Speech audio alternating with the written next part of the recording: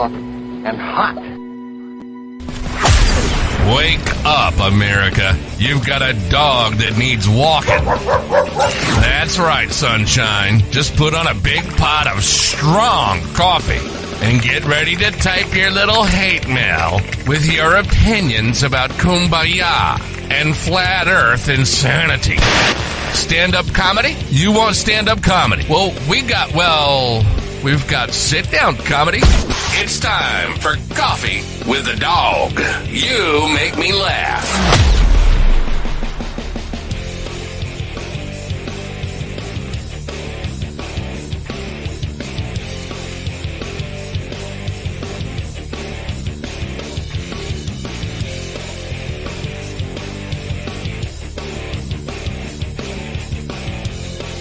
I'm kidding.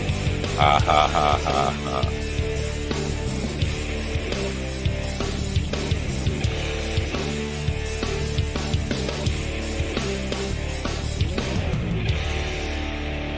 Oh, yeah. Good morning, folks. It's Tuesday, the worst day of the week. Nothing good ever happens on a Tuesday. It's Tuesday, December 12th. 2023. I hope it's a lovely day wherever you are. I hope it's a warm day wherever Willie is. He's outdoors.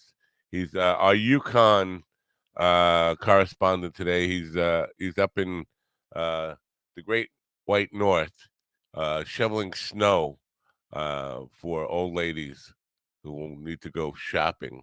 That's what he's doing. Willie's out. I have a feeling. See, I feel like almost if we bring him into the room quickly, it will be like warmer for him, but it won't be any warmer. It'll still be outdoors.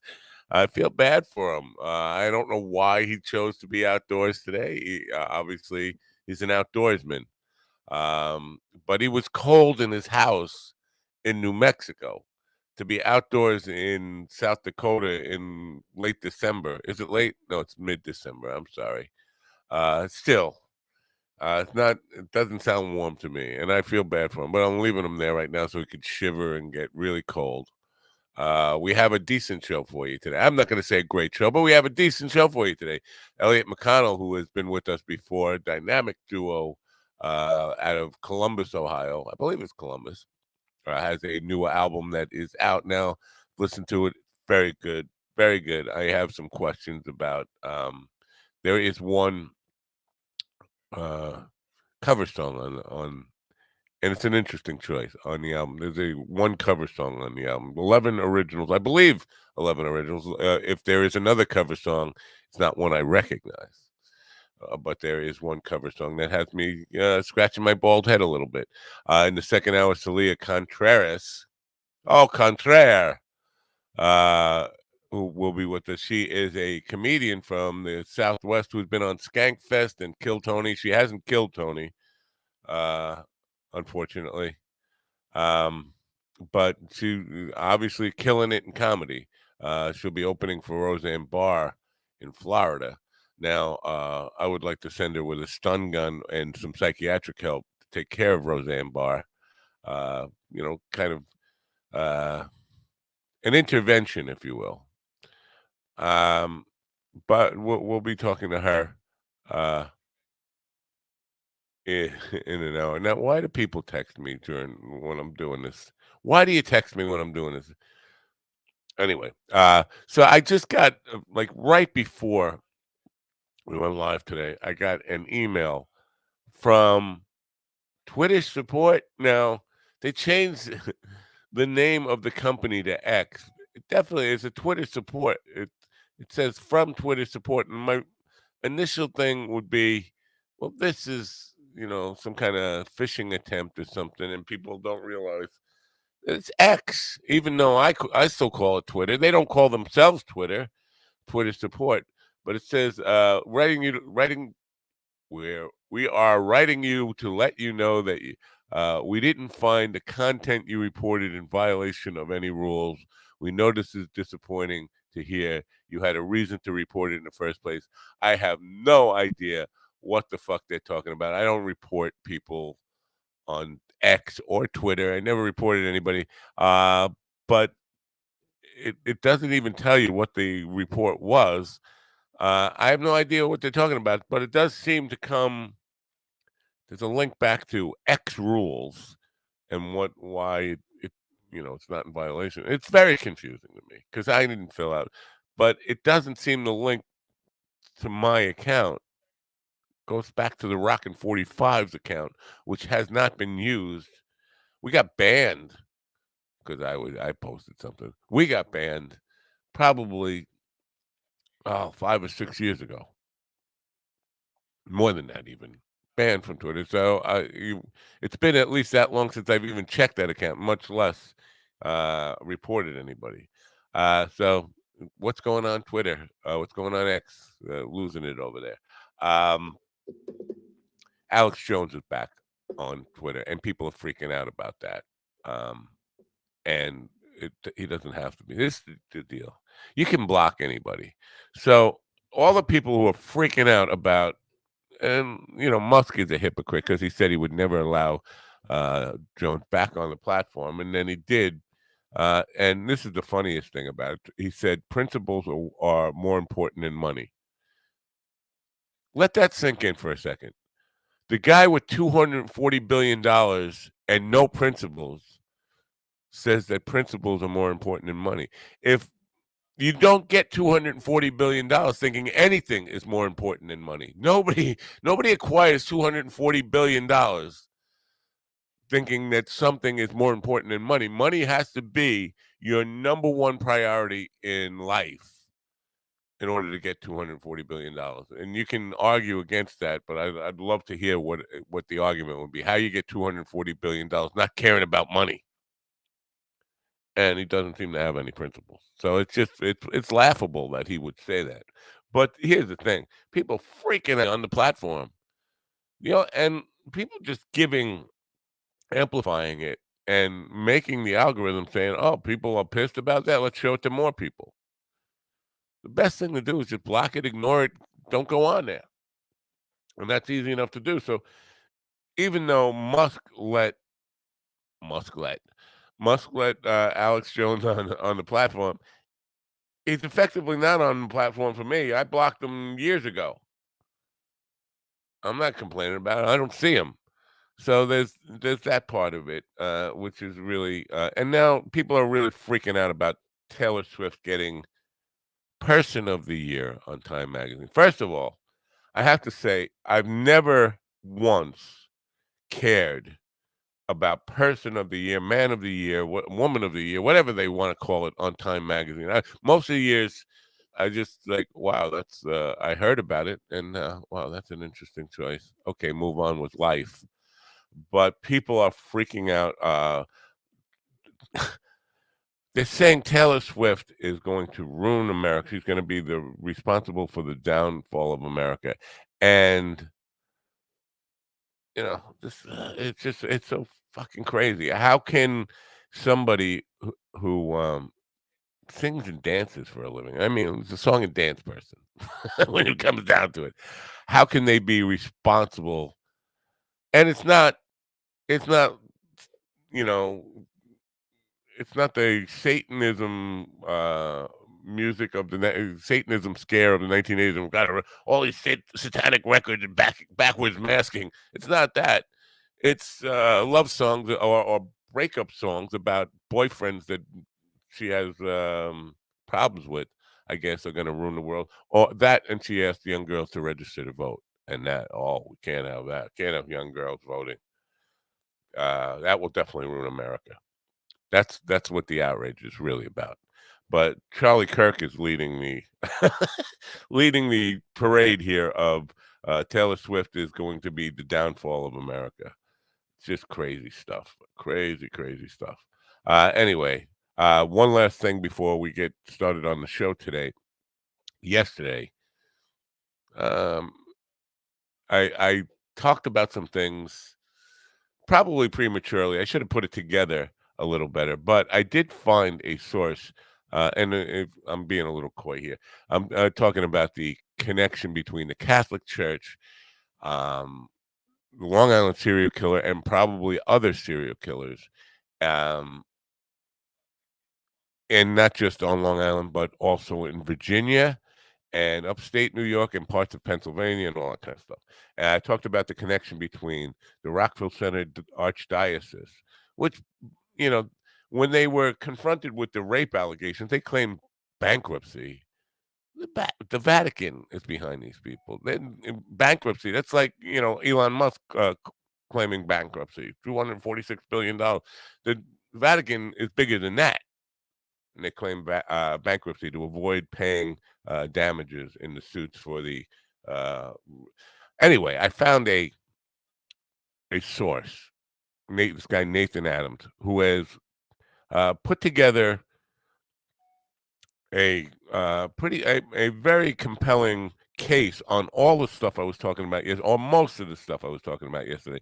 Doesn't have the tie-in to the ultimate evil of the Maury Terry book or the Manson stuff, and basically leaves Trump out of it, although he's got Giuliani in it big time, because obviously Giuliani and Alan Plaka have been best friends for 60 years.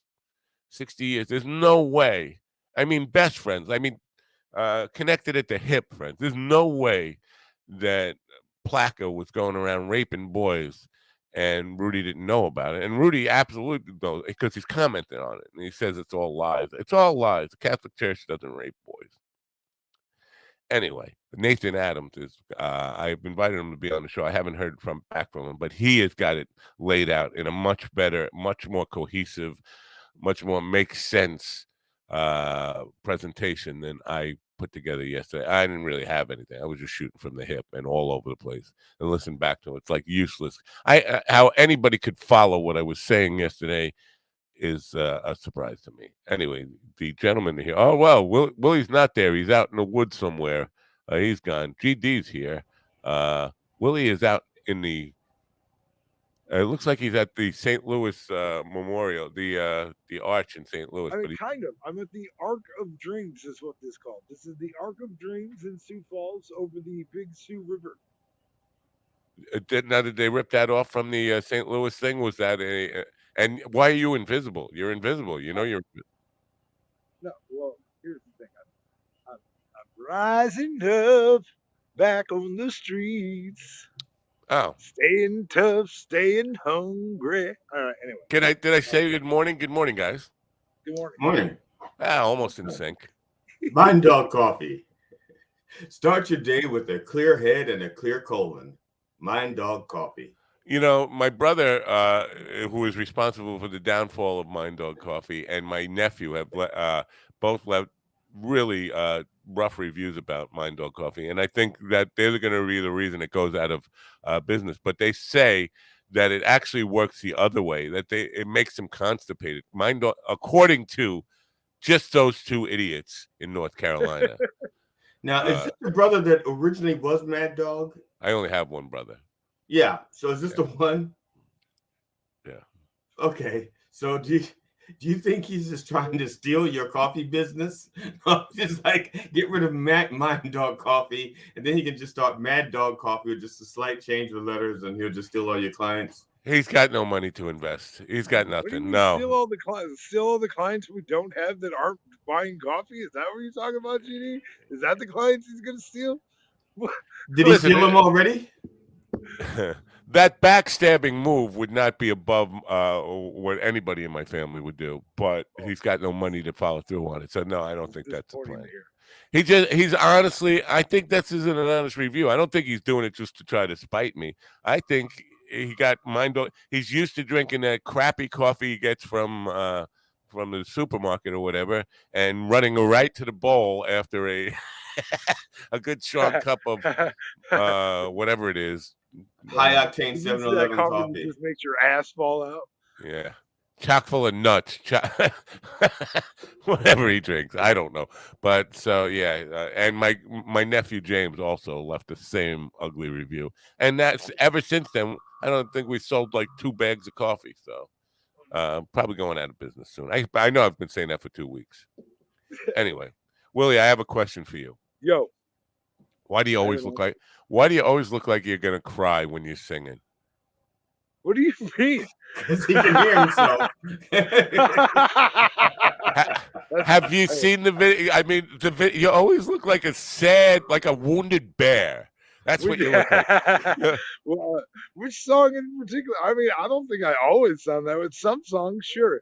I'm a very emotional singer. I put my heart into it. You know. Every clip that Kelly sends me, you look like you're about to cry, and it could be a happy song. Like last night, it was White Christmas, and I was like, "This song is not that sad." You Well, just but okay, hang on. Maybe okay. Well, I think that maybe you associate crying with always being sad. Do you know how many tears of joy that I've cried in the last couple of weeks, bro? 4, Like, no, like an incredible 6. amount of tears of joy I've been crying because like this gap thing, you know, the whole arc of dreams here. The reason there's a gap in the center there is They didn't finish it. yeah. Well, no, what it is the whole idea behind the arc of dreams was to represent that when you have a dream, there's a point where you have to take a leap of faith into this empty gap where you don't know what's going to happen. You don't know How the far outcome. apart is that gap? I mean, you know what? There is something that tells us. There's like a thing. There's a plaque on the other side of the river that tells you how far. I I agree don't with remember So exactly. that's I not think faith. it's like, If you can't jump this far, that's not faith. That's just no, but it's got to be at least 10 no, feet. believe me, if I was up on top of that thing, Yeah. there's no way that I could literally, with my physical self, jump from one side to the other. Yeah, So you're saying that It looks the like a whole little point bit of from this here, is to but I'm take a telling leap you, of faith from someplace you cannot it's- reach the other end. it's definitely like it's at least, I don't know, it's got to be 7 or 8, 10 feet, something like that. More than I Yeah, can jump, I would know say that. it's at least 10 feet, probably more. I mean, Yeah, look at the it's size of definitely that more than thing. I Look can how jump. I far know it that. is. Yeah. That's So, so how many what- people have fallen to their death trying to make that leap of That's faith? what I want to know. How many people have challenged that and I'm pretty lost? sure. I'm pretty sure. So this is, you know, this is a representation, and I'm pretty sure you're not allowed to climb it. The Not- police who yeah, come you're get not Pretty you- supposed sure. to- you're You not know how many allowed- things I've done that you're not Hold allowed on. to do? Hold on.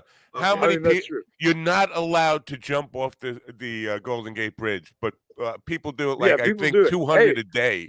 Hey, hey, and you want to know something? There's some of those people that live. I Some of those know. people And live. the I thing think I is- talked about the guy that landed on a shark.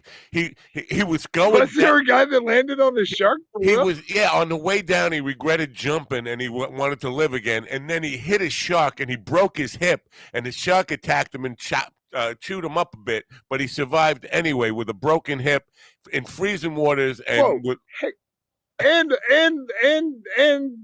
jumping off the Golden Gate Bridge. That, do you know how much that is to survive, bro? yeah, Like, no. Dude, what is that guy? I'm gonna research. What is that guy's name? What is he doing today? I think his he's got name an is incredible Lucky. Life now. Lucky. They call him Lucky. Yeah. Yeah. Sometimes Now, it is it ain't luck, illegal bro. to jump onto the bridge from the water? Right. What the? Now that would be good. Yeah. Um, Yeah, I'd like to see that. Elliot I'm just McConnell's saying, in the I'm just saying, just ridiculous to say it's illegal to do one and not the other. right. No, it's probably still illegal to jump from the water to the bridge, but nobody's been able to figure out how to do it unless you're like a dolphin or something. Anyway, we have to get to a commercial. Elliot McConnell is here, and we want to bring them in, but we need to play a commercial first. So, and this will warm Willie up. This definitely warm him up. Yeah, With humble East Coast beginnings in 2015, Daily High Club is the premier destination for glass water pipes, vaporizers, and consumption accessories. If you're looking to elevate your smoking game to the next level, you're in the right place. With over 1 million top quality smoking products sold, and with a growing base of over 10,000 monthly subscribers worldwide, we deliver the ultimate smoking experience. But Daily High Club is not just another retailer. We're lovers of the smoking scene ourselves, working with giants like Tommy Chong, Snoop Dogg, Chanel West Coast, and more. Ready to join the Daily High Club? Let our experts curate your collection with our awesome El Primo monthly subscription box. Or grab one of our fun and unique pieces from our smoke shop. Get started today. Visit minddogtv.com and click on the banner on the homepage. Yeah, click on the banner on the homepage. Right, that's right. I forgot to go check out what the deal of the day is over there, but every day until Christmas, you got a special deal that is $100 value for $29.99. So check that out. Go over there to Daily High Club and get high daily. Elliot McConnell I is. believe the people in those towers definitely getting high today. Yeah, you know what? I have a problem with that apartment building or whatever that is. They shouldn't have put it in an apartment. It's an eyesore. Get it out of there. I mean, Whatever that. Just blow it no, up. Uh, jeez, yeah, I know. jeez. That's a little rude. They don't. He doesn't mean that. Everyone. No, I don't. Of course, this is comedy, folks. This is just comedy. Uh, I should check that with GD. GD, you know anything about comedy? Oh my I god! don't know a damn Well, thing. here we I go don't know a again. damn Here thing we about go again. comedy. Here we go with this shit. I don't know anything about comedy. Sorry, I wish I could help you guys. All right, so maybe it wasn't comedy then. Maybe it was just a dumb thing to say. Anyway, Elliot McConnell is back because they have a new album A out. death wish. It's called yeah. Of their career. Yeah, exactly. Crazy World is a new album. It's 12 songs. I believe only one is a cover. One cover that I'm sure is a cover. The other ones I think are all original songs. Very good. I listened to the whole album and I really, really enjoy all of it. I am curious about the selection of the one cover song that I know is a cover song. But they're here now. Let's welcome them back. Say hello to the pride Hey, guys. of Central Ohio. Good morning. Welcome in. Where's your dog, guys? Where's your dog? He's here. He is here. He'll make an appearance, I'm sure, Right somewhere. here. Oh, he's down here.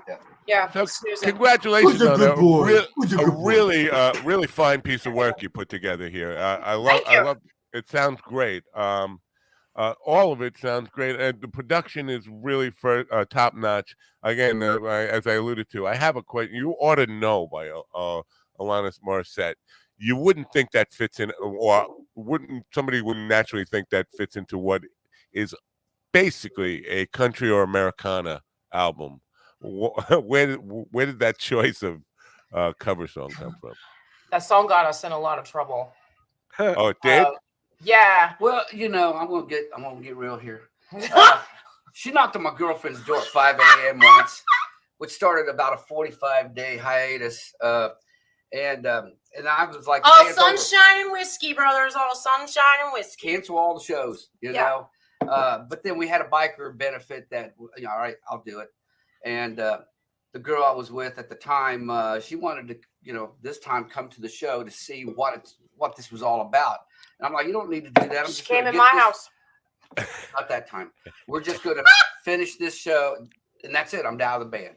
Well, during that song, Angie, we did like we normally would do. We covered that song for a long time. Yeah, but she always kind of rubbed up against me. Well, then that caused the scene. Always me. Caused the scene and almost a fight out front of the band, the stage, and everything. So, So trashy. So it was a good song. But we thought we'd do it our way. Yeah. We got that vibe of slap in there. You got to have a vibe of That's slap. the in favorite part of the whole thing. Right. Very well. It's a different kind of production than people are used to of that song, but it's well done. Thank you.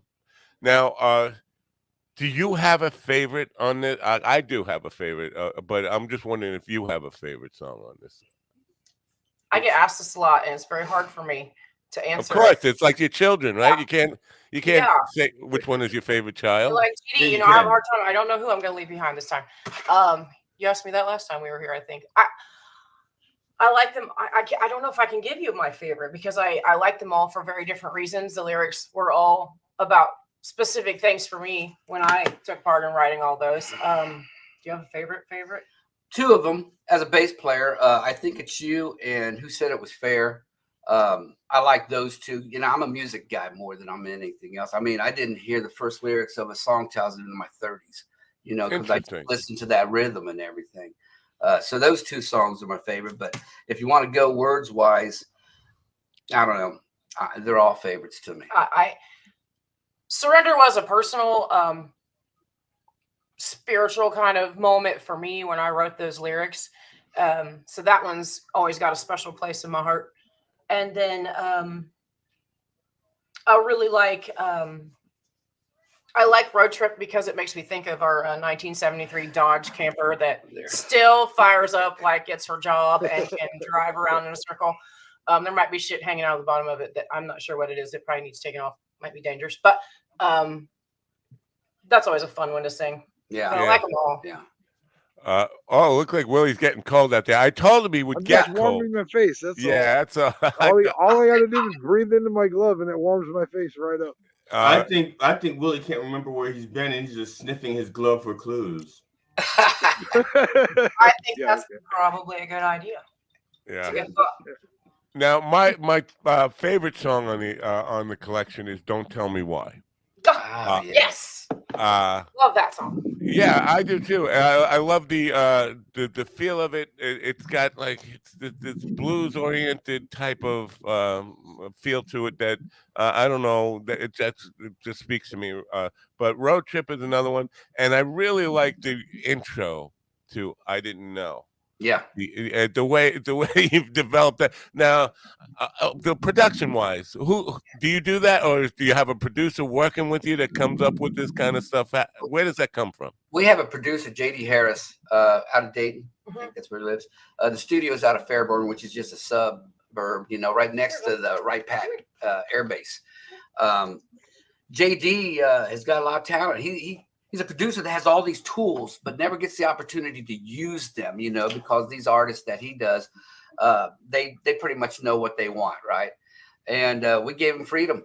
We're like, give us an intro on this. And this is him getting into his tools and playing with everything to make it right. Yeah. There he is, Pedro. What's with that, GD? What were you just doing? Yeah. You being the dog? Yeah. He's giving energy. He's giving petting energy to the dog from where he's at. Yeah. Yes. He's a great dog. I'm glad you knew that, Willie. You're on the same wavelength with him on that. So good for you. Well, kudos to the producer. I mean, creative ideas there. Yeah. So that and the guitar work on the album is also really it stands out as really. I love the tones of it, but the playing is definitely. I don't know. I was thinking about this last night, reminiscent of like '80s sounds. The sounds that I would hear on pop music during the '80s. So yeah. Whoever played the guitar is kudos to that person too. Yeah, that's Elton Clifton. He's done a lot of the guitar work on the album. He is phenomenal.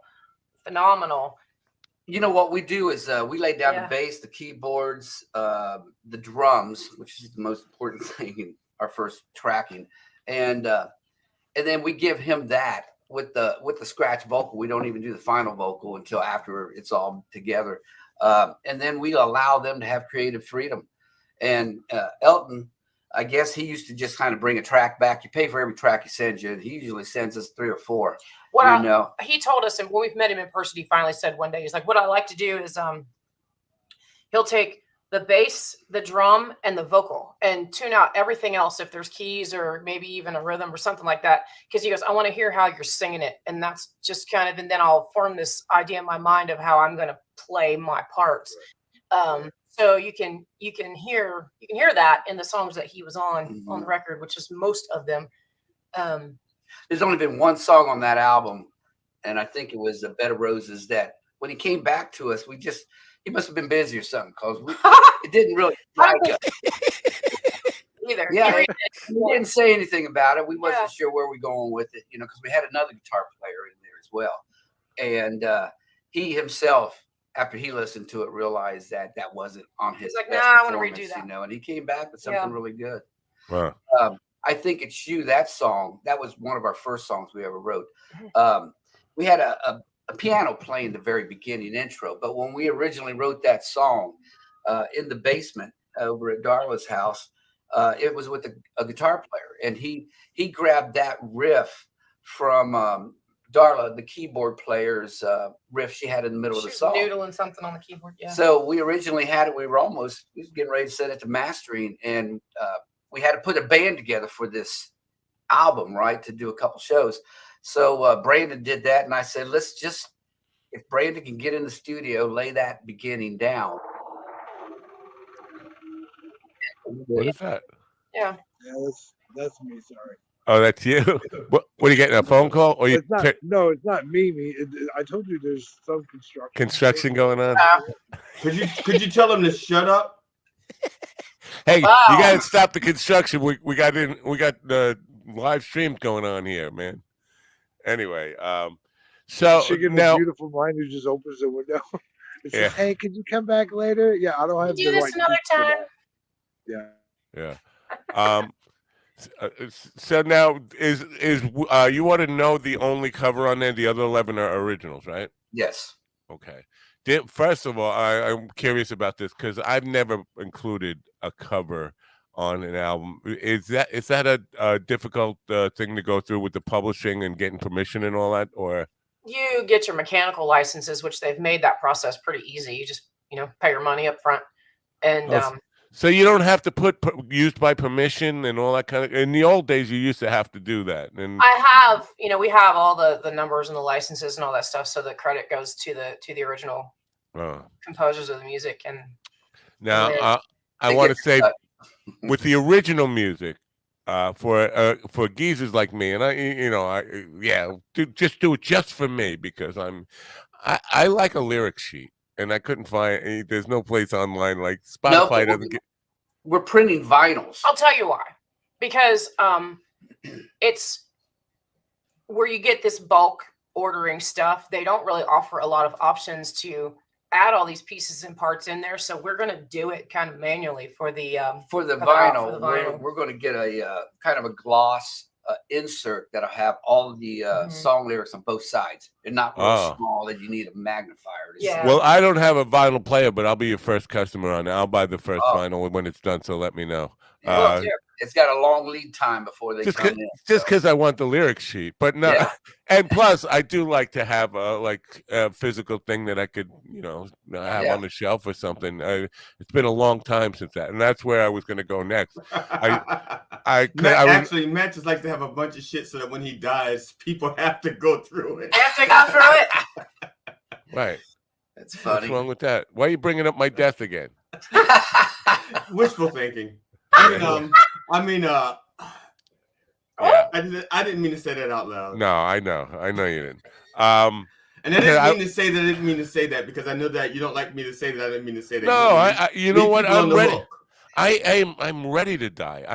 I've been thinking about this a lot, and I know Willie. Look at Willie. He's gonna make it happen. I promise you that. And it's not going to prevent it not saying it. Right. We're going to go. Listen. There's effectual things that are taking place. There's no need to expedite it. There's no need to put energy into it, my friend. I think there is. I mean, it's gonna happen. I'm really bummed out with humanity and the state of the world that we live in. And you know what? I'm ready. I am ready. If it happened today, I would be fine with it. Okay, I have a question for McConnell. My friend. I have a question. I have a question for Elliot and McConnell, real quick. Then, okay, real quick. Because do it at normal speed. Okay. I want to know. That's not normal speed. That's slowed down. Normal. I want to know if you had to give the other one's eulogy, what would it be? The fuck? The fuck, bro? What a terrible question. If you knew anything about comedy, cheating. No, but I know a lot about death. And he has read a few eulogies. You already had it set up in your head already. Well, there's so many things.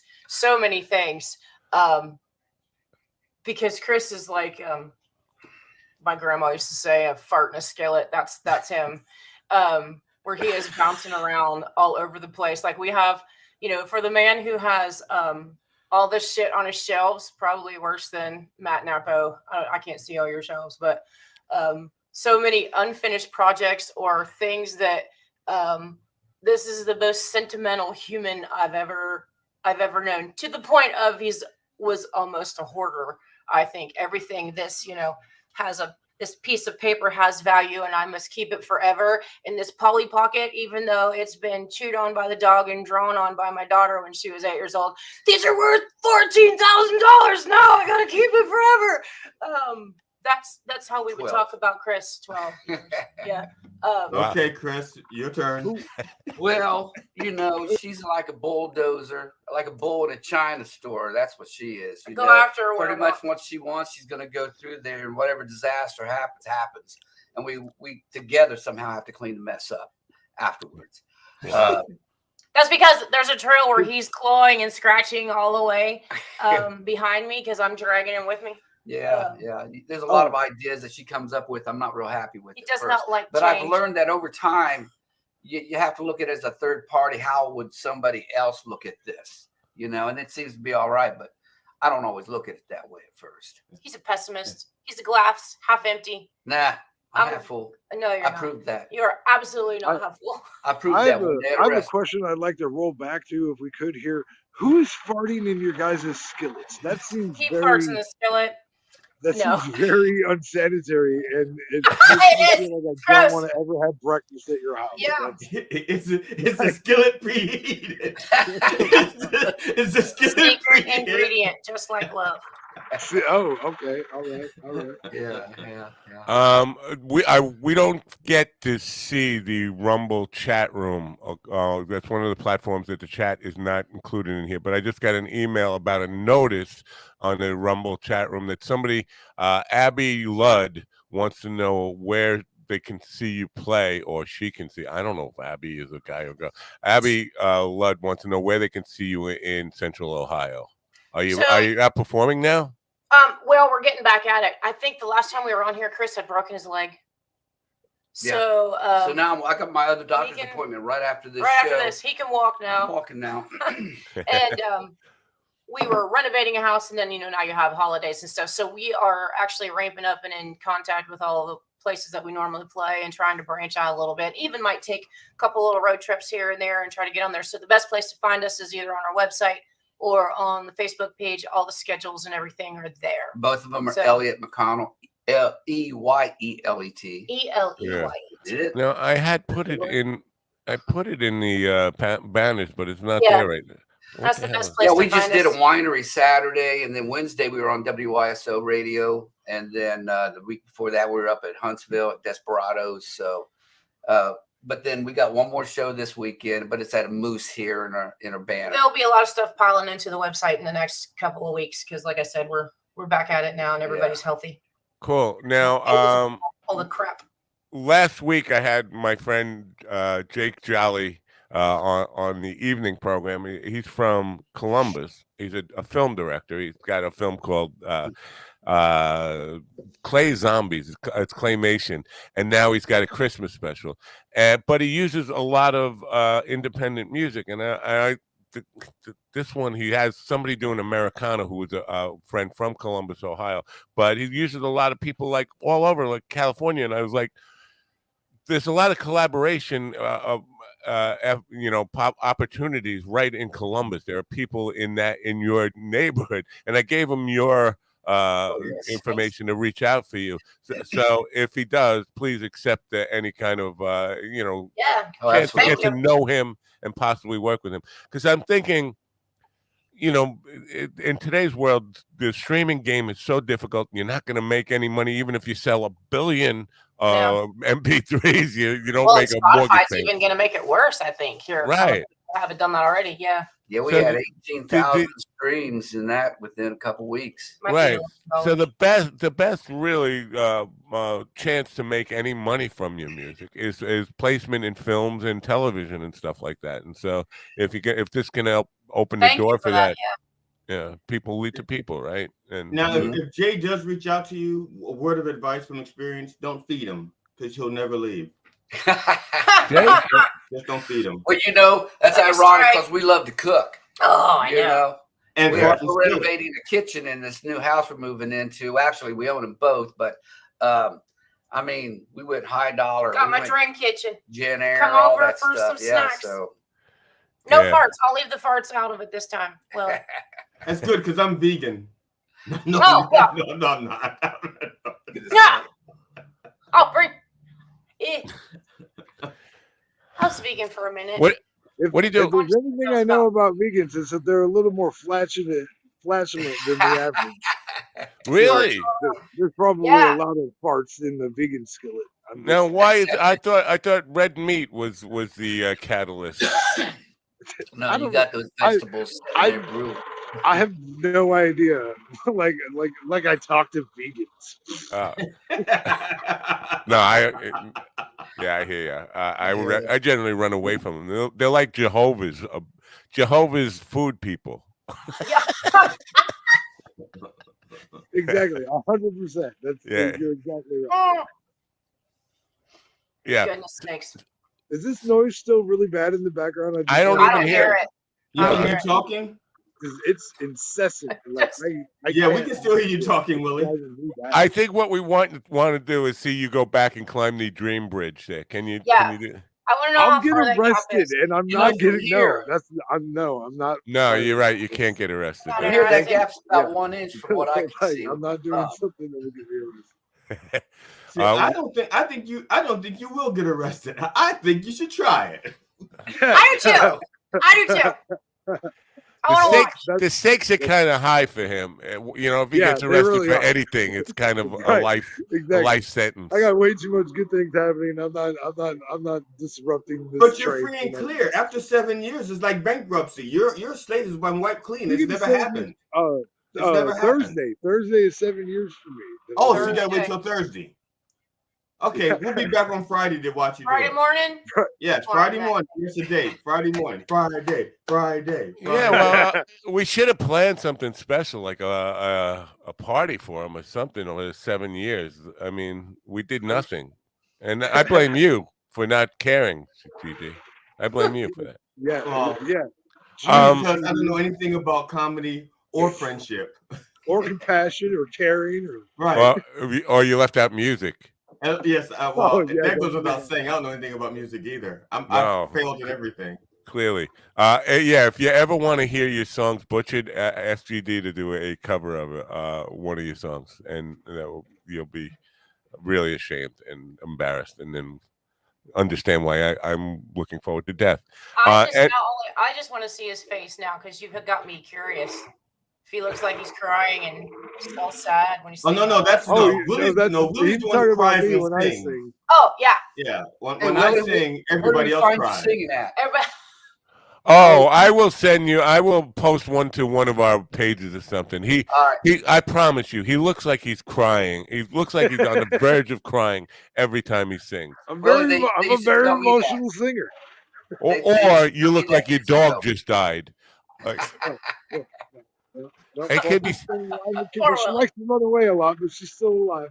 he could be singing Jingle Bells and and look he's that way. sad. Anyway, coming back to your music now, I don't know if you heard me about the Taylor Swift controversy and all that Yeah, A stuff. little but bit. in that whole stuff, somebody posted that she's the only artist to ever have 5 albums in the Billboard top 10, 5 albums simultaneously in the top 10. Now, obviously, that's a really lofty goal, but beyond Spotify and stuff, how do you get recognition in Billboard and stuff? How do you even approach getting that kind of mainstream recognition in today's world? Like, I think she's the only one. The reason she has 5 albums in the top 10 is because she's the only one still doing albums. Well, I think Chris needs to wear That outfits like Taylor Swift. Oh, yeah. I'll knock on her Yeah. door too. No.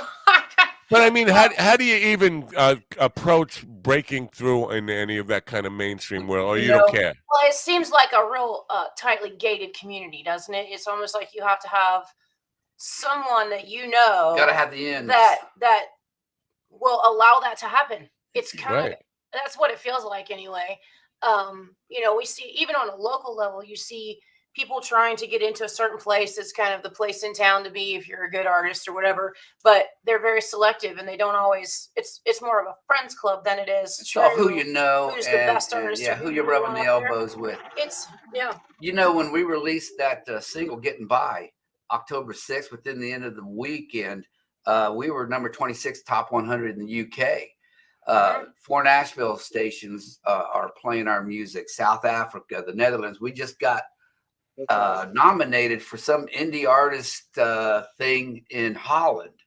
So that's our agency that's actually So I pushing think that I think out I think it's a network. It's who you know.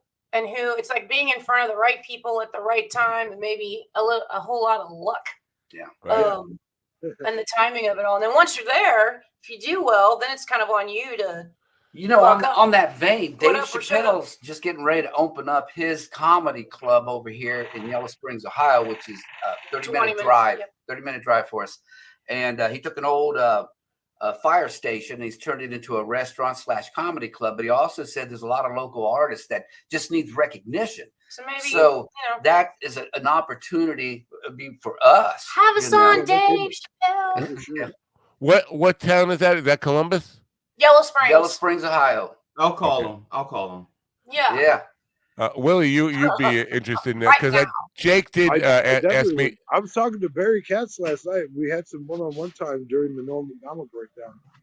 Oh yeah, I was gonna join that Norm McDonald breakdown. There's a replay tonight, but I think I napped out during that time. Whatever. Yeah. But Jake did say he has a part for me in his next movie. He wants me to play the president of the United States, but it means I have to drive to Columbus. So if I'm gonna drive to Columbus, you're coming with me, and we'll find some comedy club work for you, Absolutely. and maybe a couple of open mics for your singing too, as long as you don't cry like a girl. You know when? Yeah. Yeah, I don't know when. Probably springtime. Okay, yeah. If you come to Columbus, you got to tell us. Yeah. Oh, absolutely. Do you guys do videos for the songs now? Because this is we're gonna work on something for one of the next push, I should say. I want to say single, but it's on the album, so they're gonna kind of promote one of the next songs in January. So we're gonna is that a drag thinking about the work that goes into doing a video, or is it something you look forward to that might be fun? It's not a drag, but I do get myself overwhelmed sometimes when I start thinking about it. So I have to write down all the different things you have to do for each I would say project. How do you match the video to the song? What is the story there? Right. That, and then there's just all of the back end shit, that you got to do to make sure that all gets tracked back to you as an artist. That takes more time than anything. It's the other stuff that's actually easy when you look at it all in comparison. Make sure you don't miss a step, because if you do, you're kind of screwed. You won't the business aspect of it. The loop's not closed. Yeah, I understand. The reason I'm asking, we are on PBM TV, which is Public Broadcasting Music Television. It's trying to be a throwback to the original MTV type of stuff. Nice. And it's open for artists. You guys, once you get videos, you can put your videos up there and expose it to other people. It's absolutely free for artists to kind of get their work on there. But coming back to the idea of it has to be about the story, I think sometimes people get too literal in the video stuff, and it ends up being like a soap opera set to your music. True. And so I'm not sure. I mean, I like Ricky Schroeder for that. Why? Because he was like the originator of the Brad Paisley thing, where he's the army guy who comes back drunk. Like that was like he made everybody want to do that forever. Right. Yeah. Yeah. Now he's gone off the deep end. He's like a Q guy. Totally, really passionate about his hallucinations and stuff. Anyway, so that's but now the cost and all that kind of stuff within video is not cheap to do. Measure as a business person, how do you kind of balance your creativity? Because you don't have a record company behind you. You are the record company, right? Yeah, and we are fitting the bill. There's some ideas that we have of trying to get some sponsorship. I would call them friends. I mean, that's really how you want to get that paid for. This album was not cheap for us. No. Over a 2-year period, and the first year was just shelved. Several $1,000. A lot of money went into it. Yeah. We were fortunate enough to have the funds to do that. But now, if we can get somebody else to kind of fit that bill, it'd be nice too. So you look at what you're trying to do and what can you afford and how much time do you have? Can you pay for it kind of as you go? And that's what we did. I mean, did a little bit at a time, but then when you add it all up over the amount of time, You know, it was a significant amount of money. Well, No, I did. Willie's my looking CD like Rocky over there. I did my CD there's back a there cost reason, me bro. 10 grand, and that was back in Oh, yeah. I would 1992. say it's probably in that neighborhood. I Yeah, think. well, 'cause this we was didn't- in 92. This was in Oh. 92, No, and it we're would have been probably more almost double expensive. that.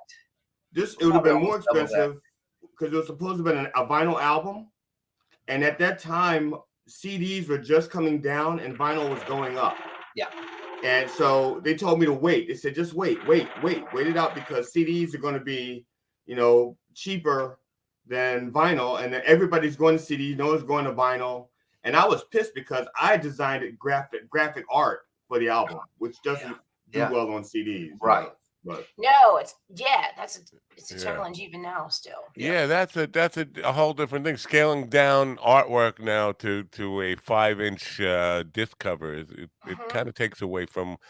I used to love shopping albums just by artwork and stuff like that, and just Dude, going that through was them. half of why I bought Rob Zombie albums for sure. Was all the artwork inside his. Oh yeah. Dude, I know. I just like expose myself as being like a dinosaur again, but going well, through. if you really want to expose yourself as a dinosaur, talk about buying the cut albums for $1 so that you can try new music. Because that's how I tried new music. I'd go through the dollar bins and get those. Let's all sing the theme from Rocky to Willie now, because Willie's high now. Anyway, I was thinking of Rocky and Bullwinkle. Wrong song. Okay.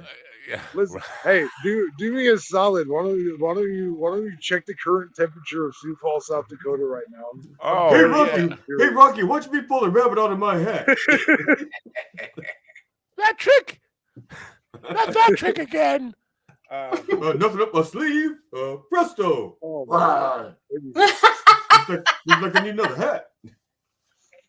Now here's I don't know my own strength. Really like.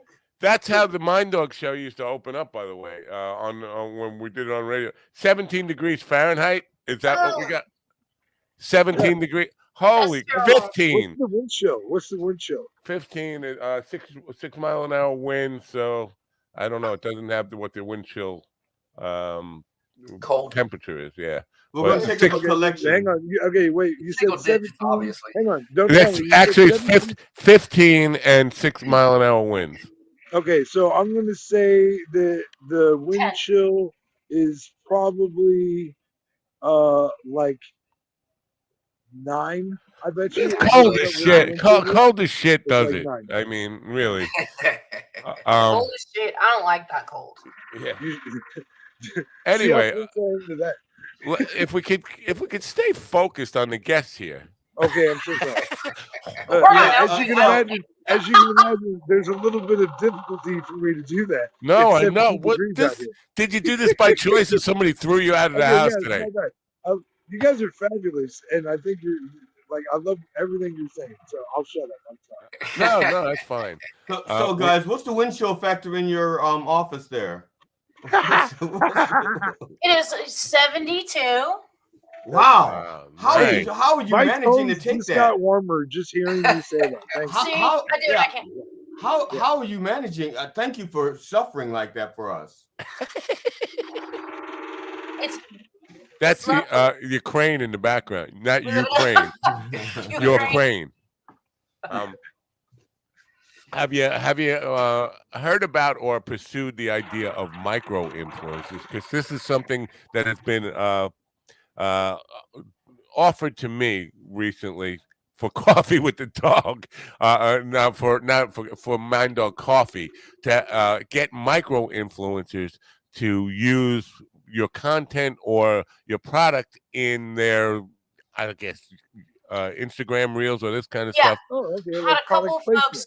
Yeah, I had a couple of folks say I'm a dancer and can we collaborate and use your content on my videos. What I want to do is kind of explore that a little bit more behind the scenes to make sure that anything they might get from if they got 10 million followers, whatever the number is, that credit for the music comes back to the right person and doesn't get lost in the shuffle to just the person who created it. Yeah, I get it. That's definitely a challenge. I need to do more homework on that. But I've had 2 people that one of them was a scam. It wasn't even a real person because I went back and looked, you know, so you got to watch out for that too. You get people to reach out to you and they're not even real profiles. They're bots and whatever else. Well, the one that was offered to me, and it's for the coffee product that we have, which is probably going out of business if I don't do something really soon. But it's no money up front. Basically, the micro, and the percentage isn't a big percentage either. Micro influencers use it in their reels, and per sale, it's like an affiliate link. If it leads back to like a purchase of the product, they get like 3% or something really small like that. And that sounds like, wow, that's a really cool. If you can get people who are interested in your music to use that. That seems like a worth giving up 3% for if you can sell, you know, and get more exposure that way. You know, we've learned a lot of new artists just by sound hounding a commercial, you know, and hearing the song on there. Right. Yeah. So now, how long before you start working on your next piece, or have you already started working on your next? I think in January, we're going to probably start in the studio because the way it's working right now is every couple of months, we're going to throw a single out up through about May. And then hopefully by the end of summer, middle summer, we can put an EP out. Rather than go 12 songs, we'll go like 6 or 7 songs. Primarily, as they say, it's a singles world. It is. You know? Absolutely. The attention span of everybody, you know, I mean, how many people put 12 songs out on a first album, you know? Yeah. We have so many songs. Well, I appreciated listening to as an album in the order that you have them on there. But I know I'm a dinosaur. I think most people won't do that. They do on one song at a time. I don't, you know, the attention span to sit there and listen to an entire album. And but there is something to that order, like putting in a single out. If you're taking the first song and then the 7th song, they're missing that connection. How they all flow together. Yeah. Do you fight over what should be the next single? No, not usually. Fight over anything about the music or artistically? Oh, yeah. I tell you the biggest problem, and she proved it to us again. She likes to cut the lead off, or she likes to cut something off. Oh my God. Her timing is always just slightly less there's than it needs to be. Different things we do sometimes. You know, when we play as a duo, we have to sometimes structure things a little differently than if we had the full band, because people go off on their, you know, everybody gets their chance to do their little riff or whatever. And I just forget, you know, when we're with. I get locked in something. I'm like, this is the one moment, and we're about there. You think he had blue balls or something? It's like I cut him off in 6. I don't know. Yeah. Maybe I did. I don't know what it is. I just give her the eye, you know. I know I've really done it when they're all looking at me like. Yeah, we were desperados, man, and Brandon was all in the lead, and even Kenny was following. We were all following together, and then I fucked it up. Cut it right off. Wow. Now, I would imagine it is weird to get the look of premature ejaculation. Yes. Yes. Well, I had that look given to to me. That's an odd look for a woman to interpret. You know. Yeah. I get it now because I've had it done a few times. Right. I'm guilty.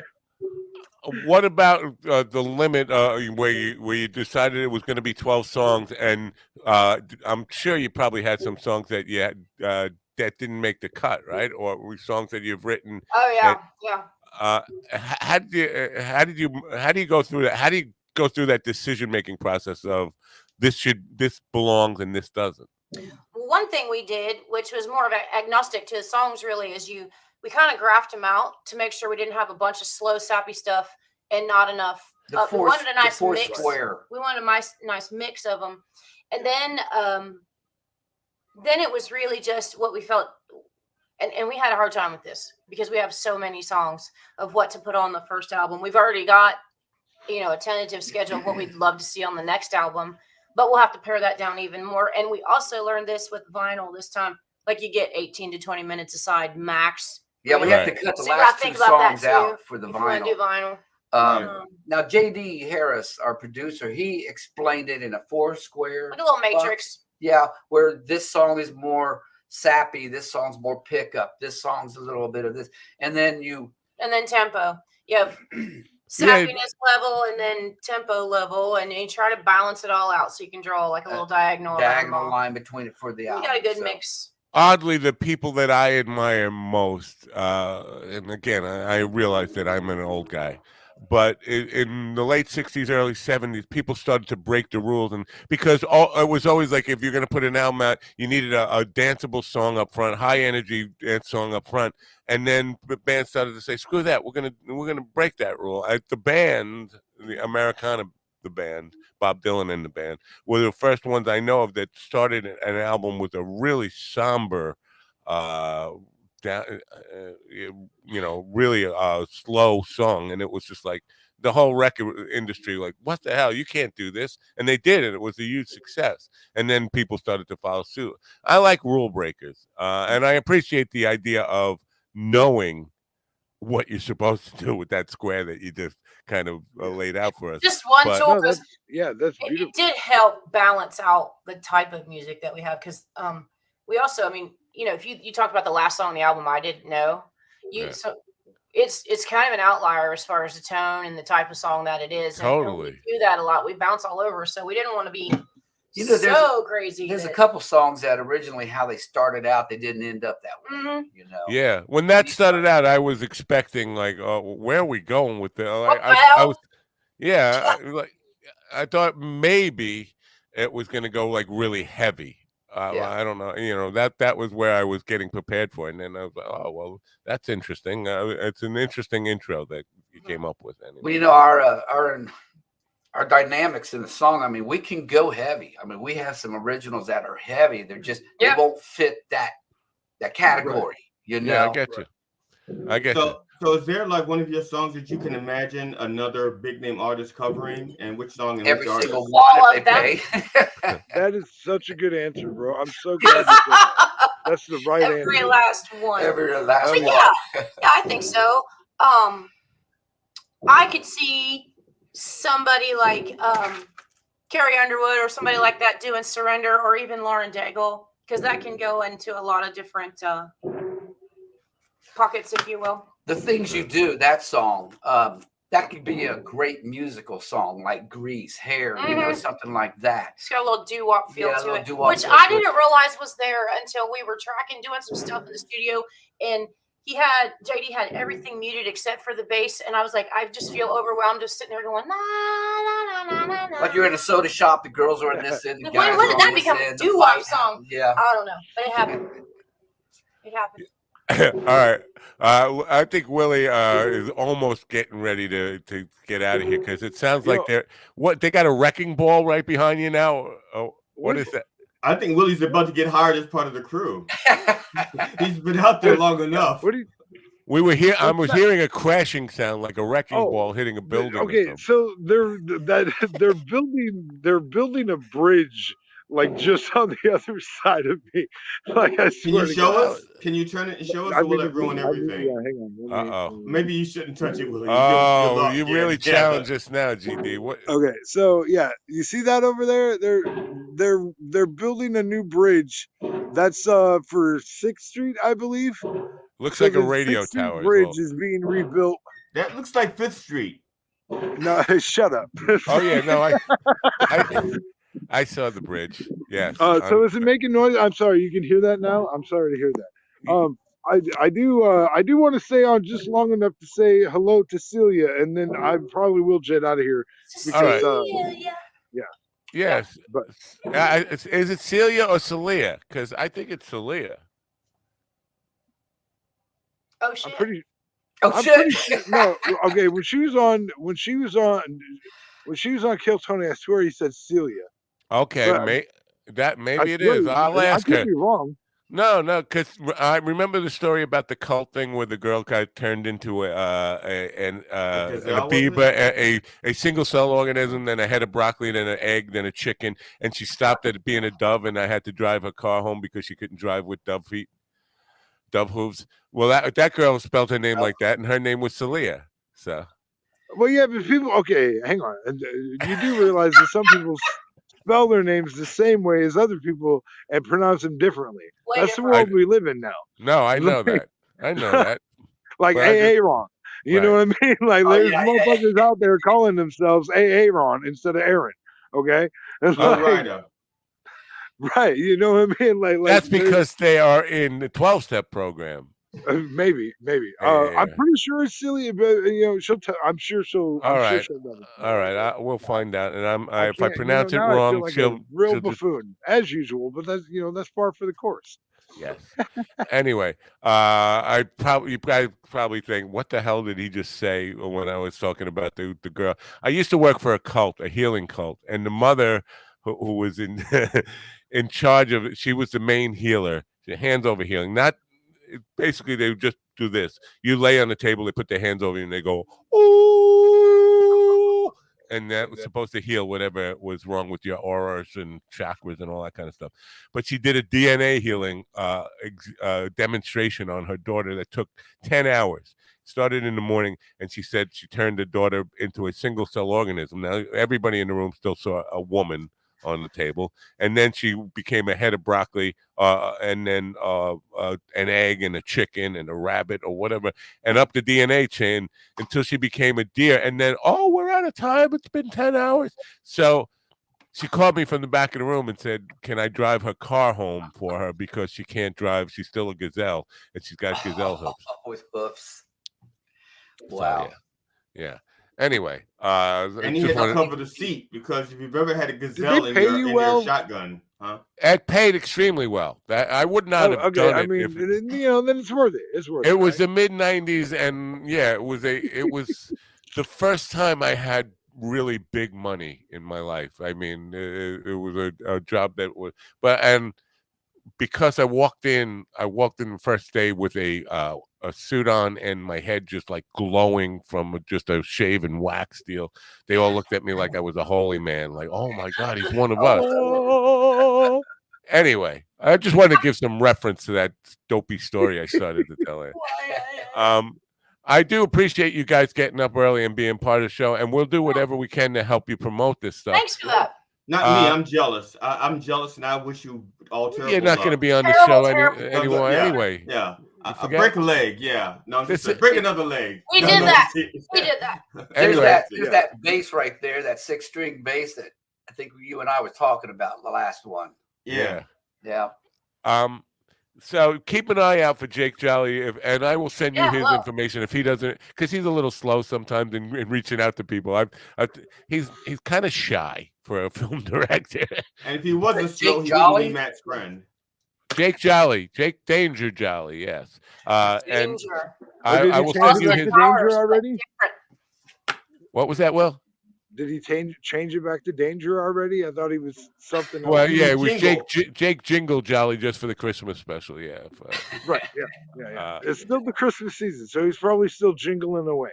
Well, that's the credits on this Christmas special. But anyway, so yeah, and the vinyl stuff. Let me know about that. I definitely want to be your first customer. And I want it signed and all that kind you make a big deal out of it. Yeah. Guys, keep in touch and please, let me know whatever you got anything going on that you want help promotion. Let me know, and we'll get the word. Appreciate all three of you. Yeah. Thank Stay you. warm. Have a good talking with you guys. Bye, guys. Again. Have a great morning. Bye for now. We'll see you. Elliot McConnell, folks. Elliot McConnell .com. Hold on. Let me see here. ElliotMcConnell.com. Yeah, that's it. It's ELEY. It's in the description if you're on YouTube or Facebook or Twitch or any of those places where the description is allowed. So if you're not, just go over there. But if you're on the audio side, ELEYETMCCONNELL.com. There you go. Anyway, a lot of double letters in there. I like them. They're good people, and the music is really polished and professional sounding. I really like them. I want to know what the dog thinks of their music. I want to know if they play the music. Does the dog wag a tail, or does the dog sing along like oh? Like that's what I want to know. I didn't get a chance to ask that. All right. You have to have him back. Yeah, you have to have him back so I can ask him. If the dog sings along, or if the dog, just doesn't care. Oh, I did enjoy how they explained the setup of the album and how to give it that flow and stuff like that because that's really really important. You yeah. know, Well, you could have interrupted and asked questions anytime. I mean, just because I'm on a roll and in a conversational mode doesn't mean if you have something that a point that you want to get out, you can always do that. We have to run. I generally raise my hand and he calls on me. It does work. It's weird. Oh, uh, yeah. Well, we got to Because work I out. do. I raise my hand and you go, Will, you had something? You've done that a number of times. It Right. Yeah. does work. Yeah. StreamYard needs to build in something where you can just like hit a thing and I get like a blinking light. Willie has a question. Willie, or something like that. Yeah. That's what I we mean, we need could to have. probably use the live chat in that I, way, but then it's kind of more distracting, I think. right. I will ask them to work on something like that, some kind of mechanism like that. And they're very good if you put in a request for a feature to follow up on that. We got to do another commercial really quickly. Hopefully, Celia or Celia, you're breaking my heart, will be with us shortly. But time is running out for you to take advantage of your 70% site-wide discount at Creative Live. And That's right. Willie, get warm. Go warm yourself up. Go sit in with the construction guys. Go get in their cab while we run a commercial. And Sit on their lap. I'm just Nice. gonna do foot fire because that'll warm my feet up. Because Willie, I have a question. I have a question. that's a little disrupting. I don't like that method. Anyway, Creative Live, 70% off right now up until Christmas Eve. So get on it. And makes a great gift, by the way. If you have a creative person in your life and you don't know what to get them a course at Creative Live. Here you go. Yeah. It's time to unleash your creative excellence. Dreams won't work if you don't. They never happen overnight, and they rarely follow a straight line. Excellence is a result of the hustle, consistently pushing to do better. And success looks different for everyone. CreativeLive.com charts paths and tailors content for students, but they also encourage independent thinking and exploration. Go outside of your comfort zone. Who knows, you might actually like it. Right now, you can get up to 70% off through this exclusive offer for Coffee with the Dog. CreativeLive.com has site-wide sale for Coffee with the Dog listeners. Save up to 70% off. Go to minddogtv.com and click on the link on the homepage now.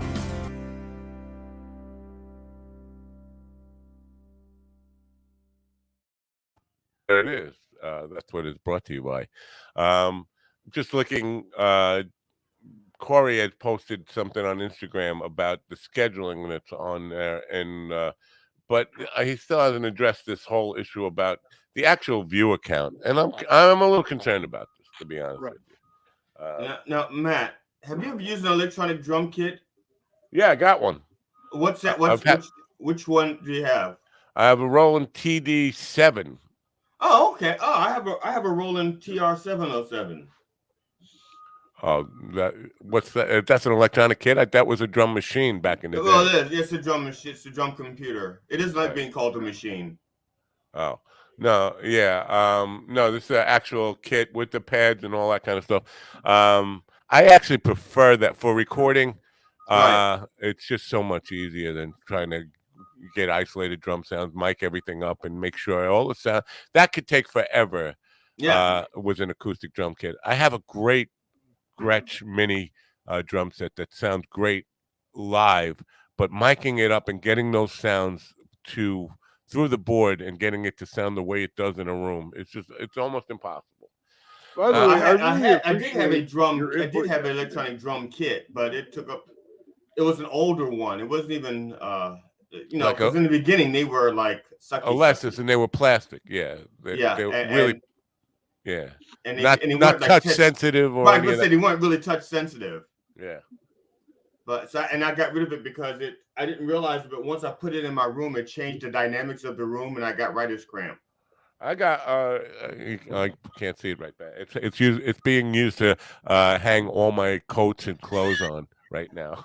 My electronic kit over there. I gotta get it out and play. Somebody asked me how often I play the drums uh, the other day, and I was like, "Well, I play it every couple of weeks or so." That's a lie.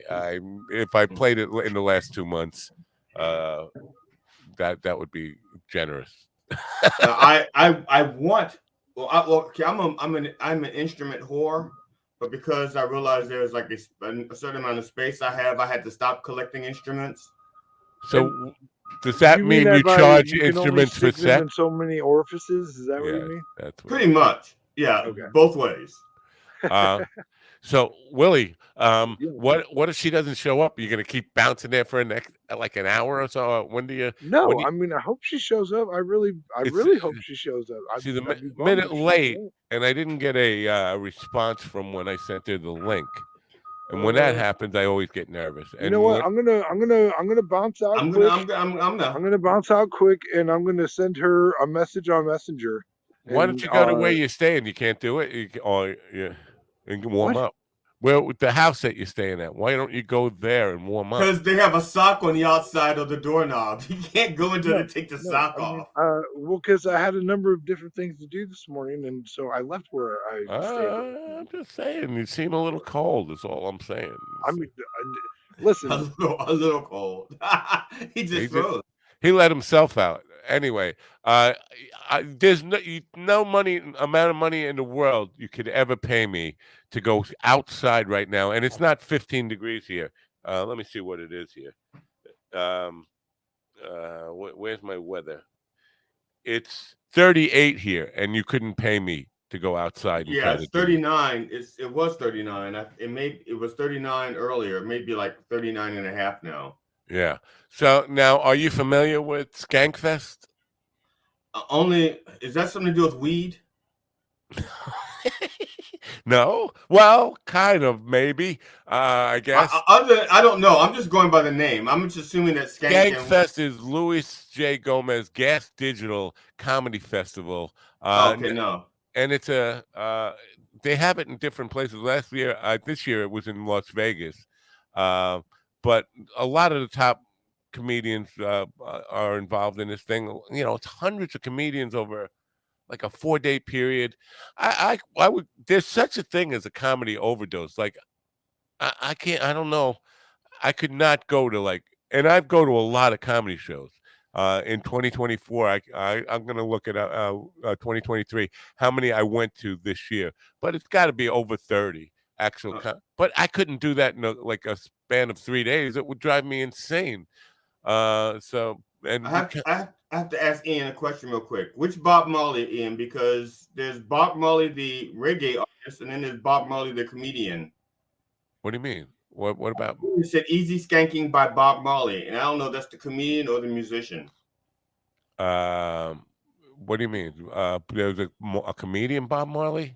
Sorry yeah. about that. Yeah. I never. I didn't mean to.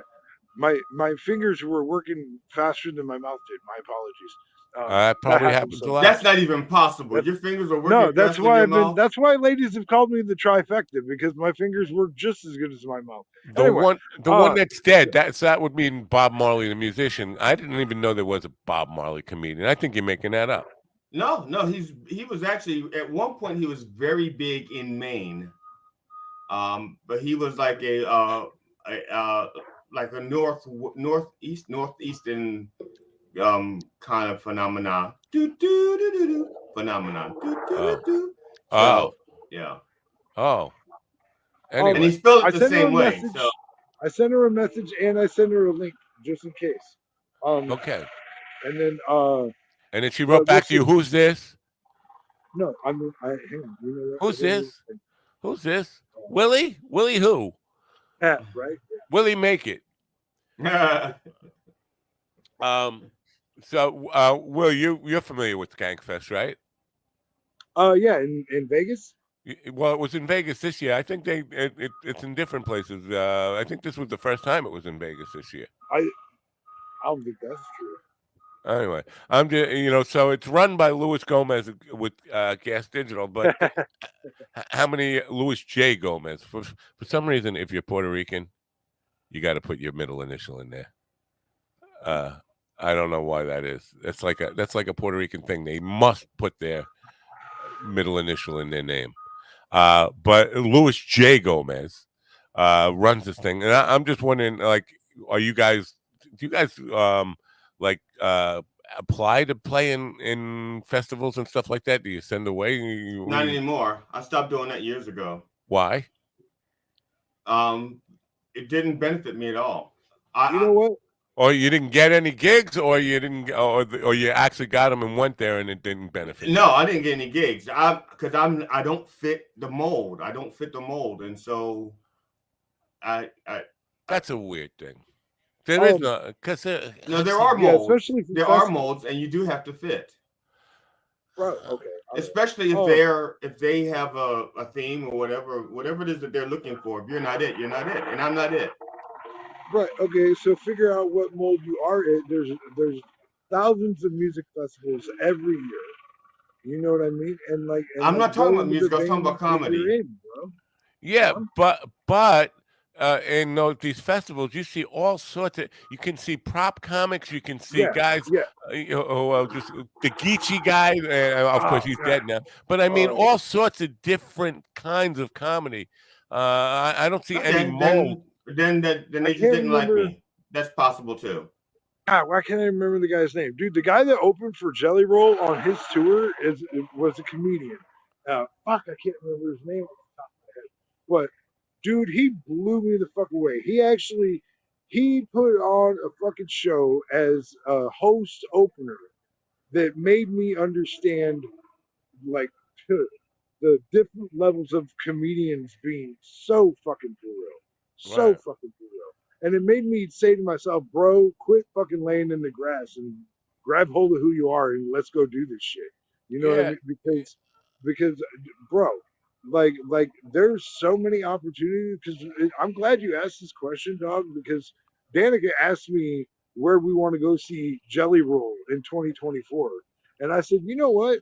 I'd rather figure out where I want to go play with Jelly Roll in 2024. Like, I want to find out what festivals he's at and fucking go and try and be a part of that in any way I can.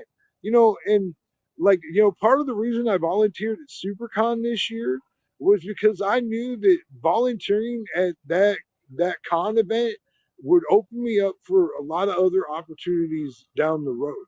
You know what I mean? And so, like, and as long as I'm highlighting what I do, I feel like then it's gonna come to pass. The vision I see, the future I see is gonna come to pass as long as I live in the truth of who I am and go for that shit. You know what I mean? And unapologetically either. Like, people are gonna hate on you, people are gonna tell you you're full of shit, they're gonna tell you you can't do it, you know, but fucking do it anyway. And you're like, I don't believe you. I believe me. And I'm going for it. Yeah, you know and I mean? I think chalking rejection up to not fitting the mold can be unproductive for because maybe just that one time Right. But again, if I look at the lineup they have, there's no fucking mold that I see. I can't identify a mold when I look at comedy festivals. So you know, there could be all sorts of reasons. Like maybe they already got a guy like you already signed up, or whatever. It's possible. But I just stopped doing it years ago. It wasn't worth it for me. Yeah. Well, it would be interesting to see if you ever did one, if it made a difference in your career and all that kind of stuff. I think a lot of times, and I'm totally guilty of this, and I realized it way too late in life, was always looking for that one home run. You know, looking to hit a home run with one big thing, like I'm going to get in this festival and that's going to launch me, or I'm going to, you know, record this song and get this song to somebody and they're going to cover it and then that's going to launch me. All that kind of idea of, you know, just one more goal that's out there. The biggest thing that a home run hitter has going for them is that they believe in every swing they take. You know what I'm saying? Yeah, but one home run does not make a career. Right. That's the point. Yeah. Right. Listen, okay. The best home run hitters out there are what, three, 350 averages. You know what I mean? That Did you means, say you know what I 350? I mean? thought 250. Yeah, maybe even lower. You know what I'm Yeah. saying? Like, and imagine how much lower the percentage is that they actually hit a home run. Yeah. But they believe they can with every swing of the bat. They believe they can every time they take that fucking shot, that chance. Well, You see what yeah. I'm saying? No, it's important to believe in yourself. Yeah, that's a whole other issue. But when You it miss comes, 100%. You miss 100% of the shots you don't take. that was Reggie Miller, right? No, it's Wayne Gretzky. I Reggie. see. I thought it was damn. I can't think of a serial killer when I need one. Yeah, like the sniper Yeah, from the tower or right. That's whatever. what I was, and I was trying Yeah, to think of a good snipe, and I could not. God, Damn it. that's a messed up teacher. By the way, dude, we so need to sell oh shit hats. I get people saying shit about these hats all the fucking time. We need to sell these. So Like sell with them a little yours. mind dog logo, like a mind dog logo on the back, and this oh shit in the front, bro. I'm telling you, these things will sell. I will make sure they fucking sell because people say shit to me about this hat every fucking day, All right. every day. Like Uh, we need to get that on the website. I think. just and I'm sorry this is a stupid thing for us to argue about. But if I What? Google, oh, you miss 100% of shots you don't take. Reggie Miller on not getting to the championship game. Reggie Miller quotes. Reggie Miller, you miss Okay. 100% Well, of the quote. shots. So anyway, but he So would. that's not Louis. So that's not Gretzky. What if I put in Gretzky's name here? What will I come up? Gretzky, Schmetzky, Wayne Gretzky. You miss 100% of the shots you don't take. Yes. So both of them said it. Now, who's the first one to Right. say it? Who's Right now, who Google owns it? Who will copyrighted usually it? tell you who. If you ask it in that way, you got to ask Google in that way, like who is credited with the phrase "you miss 100% of the shots you don't take." Attributed to hockey player Wayne Gretzky. It's also attributed to Reggie Miller of the Indiana Pacers. Right. Yeah. Okay. they I don't mean, say who we was can the both first. be right. That's okay. They No, don't say who was no. the first. All Michael Scott was the first to say it. Michael Scott, and I never even heard of Michael Scott. Yeah, I was gonna say who's That's the that? sniper. That's the serial killer I was thinking That's about. the sniper. Yeah, that's probably The you're DC right. sniper. Was that That Michael does sound Scott? like a real sniper name. Yeah, Yeah. he needs a middle initial or a middle name Yeah. to be a good sniper. He was Yeah. a diaper sniper too. At that, that's really bad. So to your point, we can both be right, but we could also both be wrong. That's Yeah. the- Yeah, Oh my god! You know what? I feel like we're having a moment from Hustle and Flow right now. Or I is it Hustle and Flow? I don't even know what that is. Give Richard Die Trying. Give Richard Die Trying. 50 Cent and Terrence Howard have that conversation of like I could be wrong right now, but I'm not. You know what I'm saying? I Like, don't do know. you know what clip I'm talking about? I'm gonna find that clip. I'll send it to you. I think we're all wrong. I don't think Silly We're is all coming. wrong. Even the people who aren't saying anything are wrong. I don't think Silly is coming. I don't think so either. Okay, so Yeah. in that You- Is she case, cold? Is she too cold? Where is she? she's probably in Arizona. Okay, that could By be the way, cold depending on. She already did open for Roseanne in Florida. By the way, that happened already. Oh, okay. That Well, happened in October. wow. So she can't go stun gun her and bring her in for an intervention then. Well, I mean, she might do another show with her. I mean, yeah, she probably can't. See, this is the thing. Can you have the balls to be honest about somebody who you have to depend on to give you spots? I don't think you can. You can't. I mean, I'll be honest. I don't think she had a great time doing the shows for whatever reason. I don't know what it was, but she seemed disenchanted by the experience a little bit. I'll say. Oh, that's interesting. Yeah. Oh, You know, oh! She just What messaged happened? me. Hold on 1 second. I got to take my glove off so I can touch my screen. oh, she's messing you. She says, "Shit, is it too late?" And I'm going to say, "No, please come. I'm freezing." Yeah. We That got sounds we so got a half bad. hour to go. That sounds so No. wrong. Please come. I'm freezing. Yeah. Please come home for Christmas. Please come home for I- Christmas. This morning I was I saw something that was really neat. I was trying to catch it on video. There was a hawk in my yard, and the blue jays were harassing the hawk to get it out of the neighborhood. I have like, Who wins? oh, in this case it was the blue jays, because Wow. I had some of the most vicious blue jays Ooh, known I to heard her man. pop. Yeah, she's here. Did you see the- We're just kind of moving phones around or something, or camera around a little bit. Give her a second to get steady here. So the Blue Jays defeated the Hawk. Oh yeah, they chased him out of the neighborhood. By the time I got my video, the hawk was like, "I'm out of here, not worth it." How many Blue Jays versus one Hawk? I think it was 4 or 5. Wow, that's not bad. Yeah. Blue Jays are badass then. Oh yeah, they are. They are like tremendously vicious. Say hello to now. Say her name. Forgive me if I mispronounce your name. I thought it was Celia. Celia. Will says it's Celia. It's Celia? Celia. Like Australia something. Okay. Well, welcome. Thank you for being on the program. Of course. Sorry, I forgot time zones were a thing, and I'm in Arizona, so I fucked up a little bit. Yeah. The time zones. We get that issue a lot. Now in Arizona doesn't change time zones, though, right? So no, it doesn't, which confuses me. So you're 3 hours behind now. 3 hours behind me. Yeah, I honestly don't know anymore. I've been in Texas so long. What time is it right now for you? It's 8:32. Okay. Oh, so 2 hours. So you're a week behind us. Okay. So she's in Mountain Time. No, it's 8:32. She's in August. Yeah, August. Yeah, she's in August. Yeah. So the extra day of August. Yeah. Yeah. We were talking about Skankfest before you came on, and Oh fuck yeah. Yeah, that's an interesting festival. Have you done it once, or have you done it more than once? I've technically done it twice. Like I wasn't officially on the second one, but I told them if anybody dropped out of the naked roast, I'd do it. A naked roast. Naked roast. What is the naked roast? Yeah. So basically, my fat ass takes all my clothes off and makes fun of another person who's also completely naked.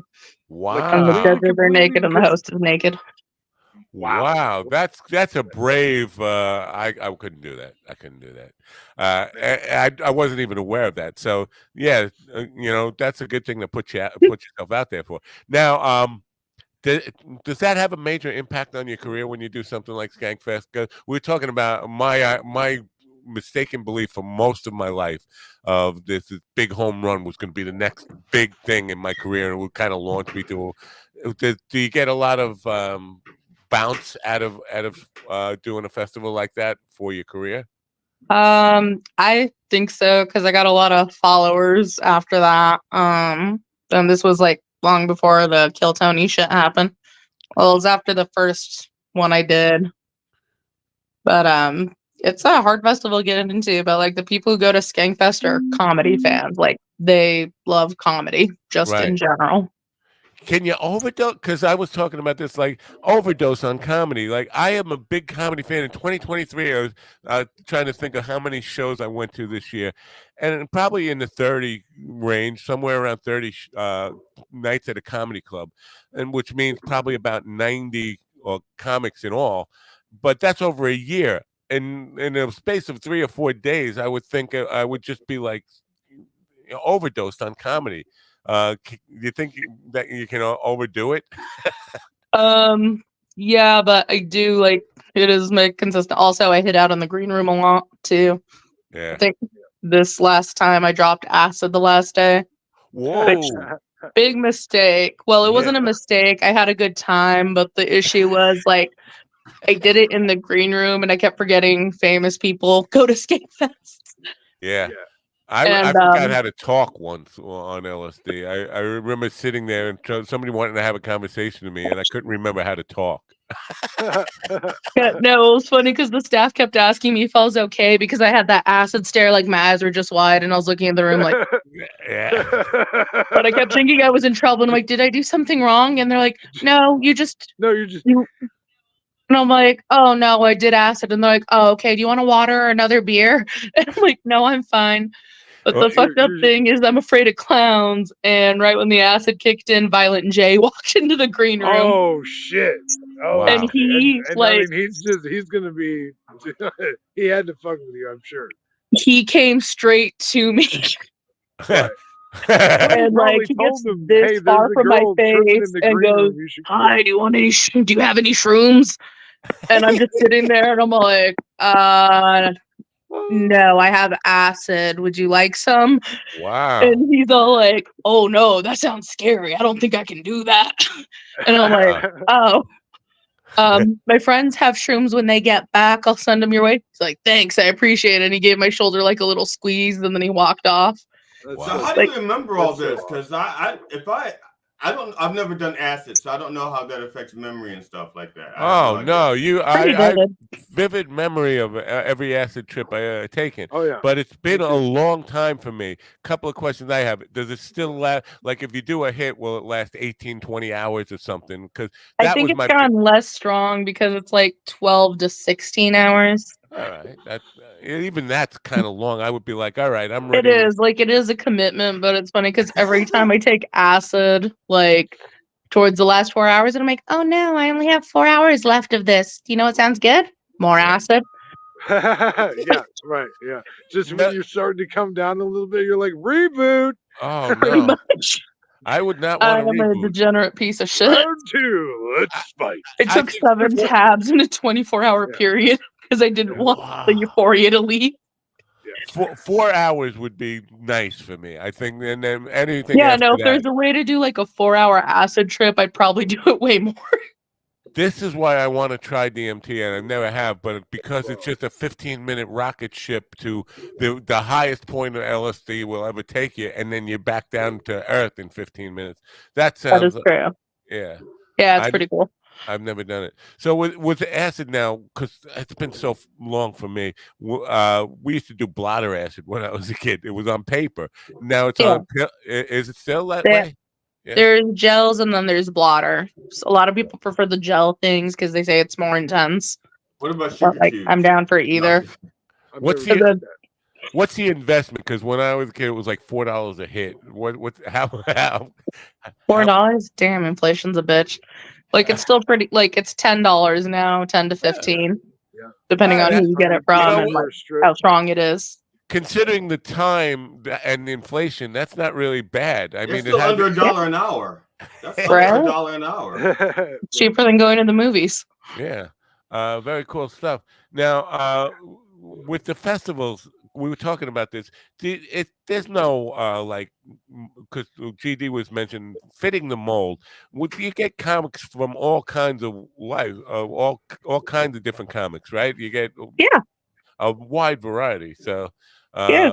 what And do what's you? cool about Skankfest is it's free to submit to too. Yeah, See, like someone. it's the most other thing is I'd never seen a comedy festival. Again, I stopped a while ago, so I don't know. They were always like $25, $35, and I've heard of much as There's a lot of them that are 150. like 20 Yeah, to 50. yeah. So Yeah. Skankfest for a full week pass, I think comes out to like 490, like almost $500. Yeah. But Yeah. there's a lot of cool there is comedy, but they have the podcast. They have like this room called the Tank where I was in the first time, which is just like what's it called? Round robin or shotgun style where you introduce the next comic. Wow. But yeah, from shotgun, 12 yeah, to I love 12, that's what it goes to. And- Like everybody like just 8-minute set, 8-minute set, 8-minute set. All right. Now, 8 minutes is enough to get to really show what you can do. Kill Yeah. Tony in 1 minute. I am fascinated by how you can try to, because to me, if you're not, some people just take a minute to just do it or longer for their very first setup. I've seen lots of comics. They come up on stage and 2 minutes in, they still haven't made you laugh yet. Yeah. They're still setting it up. That's a challenge. How do you prepare for that? Yes. So like I have one-liners. Well, I have a lot of one-liners. What I struggle with is doing like stories and longer sets. Because like ideally I want to build up to an hour, but I'm not doing an hour of one-liners because that's fucking insane to Yeah, remember. right. I'm not It'd be everybody's tough. Anthony It'd be tough, Jeselnik. for sure. Well, that's what we were talking about Stephen Wright the other night, and somebody was saying like they forgot how funny he was. I said, yeah, but he only in reality he only had like an hour and 10 minutes his entire career because it was all about one-liners. And even though that's probably 1,000 one-liners and a lot of material, at the end of 20 years, he still only had 1 solid hour or just a little bit more. So Yeah. Yeah. To put it in a little bit of perspective, during that Norm Macdonald breakdown that they did on the Blueprint to Success last night, they counted up 30 what Barry considered to be 35 punchlines or more, but like at least 35 times Barry like made a Okay. Uh, Oh, we he'll lost. be back. He'll be back. Okay. He's on a construction site right now. Don't Fair. ask me why. He has every once in a while he has to stop to Norm's service one of voice. the Yeah, service one of the Okay. workers. Huh? You got He cut popped off there. out. You got cut off there for a second, Will. Oh, After the You 35, said you said 35. 35. 35. okay. So there were 35, quote unquote punchlines, but they weren't necessarily punchlines because sometimes they were still part of the setup. But what it was is that they were phrases that were unique to Norm's voice. Right. You know what I mean? Things that you Yeah. don't hear other people say. You Right. know what I mean? And like when you're doing that, when you're saying things that you're not hearing other places, it makes you stand out in a different way.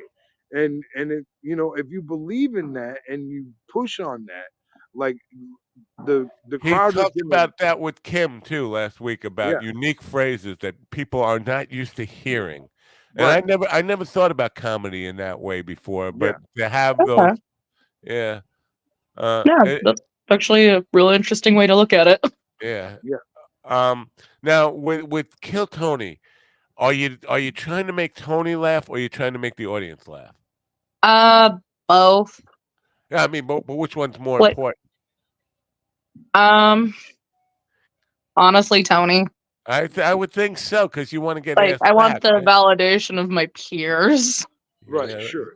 A but like, quick do you think it's more important to land the minute or land the interview though? I think both are equally important, and I kind of Okay. fucked up this last one I did.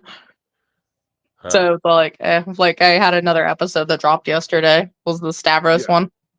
Yeah. Who was on the panel when you did? Stavros. I'm gonna fuck up saying his last name. I think it's Halikas. Oh He yeah, just had a Netflix special drop called yeah, Fat yeah, Rascal, which is yeah. actually really fucking funny. Right. Yeah, he is. I think he just did a Rogan not too long ago too. He Joe did. Rogan. He was on Rogan, Kill Tony, and I think he did another one, but I could be wrong. Yeah. And How many times in total have you done the Kill Tony? that would be my 4th appearance. Right. Because there's a Reddit. I don't know if you're familiar with a subreddit about you, and says every time you do Kill Tony, you get better. I'd love to see what you could do with 10 minutes and all that kind of stuff. There's a whole subreddit devoted to your appearances on Kill Tony. I don't know if you're aware of that. I was, but I know I got a lot of like weird hate Oh stuff yeah, from yesterday. you're And gonna it's get been that. yeah. Yeah, But they like a hate you lot of because they hate people, it you. was funny Don't because forget like that. I'd comment in the Reddits and the subreddits too. And then people will be like, for your mental health, you need to get out of this. These people are toxic. And I'm like, yeah, I need to be humble. Like I'm used to being talked to like I'm a piece of shit and Yeah, treated like shit. believe That's me, familiar to me. I understand all of that stuff, but I think there's different places where you should comment because it will definitely help um, with getting you out there and getting the algorithms to push content about you out there to people, good or negative. It all ends up being good. There's that whole adage about there's no such thing as bad publicity. But there are Yeah. some places where you need to avoid that, and that's a tricky line to kind of dance on. When to comment and when not to comment and when not to give a little bit of pushback. Somebody's fucking bashing you. Your instinct is to say, "Hey, wait a minute. Right. I'm not going to let you just punch on me." That kind More often Um, than not, I just take it unless I really hate the person yeah. I just usually thank you for. I said or thank if you it's a for at friend. least Yeah, thank you for responding. Thank you for watching. Thank you for listening. Thank you. Yeah. And then I'll say Oh, something that usually makes them think that they just realize they've been insulted, but it takes them a while, and then they stop bothering me. Uh, your uh, first. Oh, I'm sorry. Your first appearance was that a random bucket pull, and and if so, how many times did you go before you got pulled?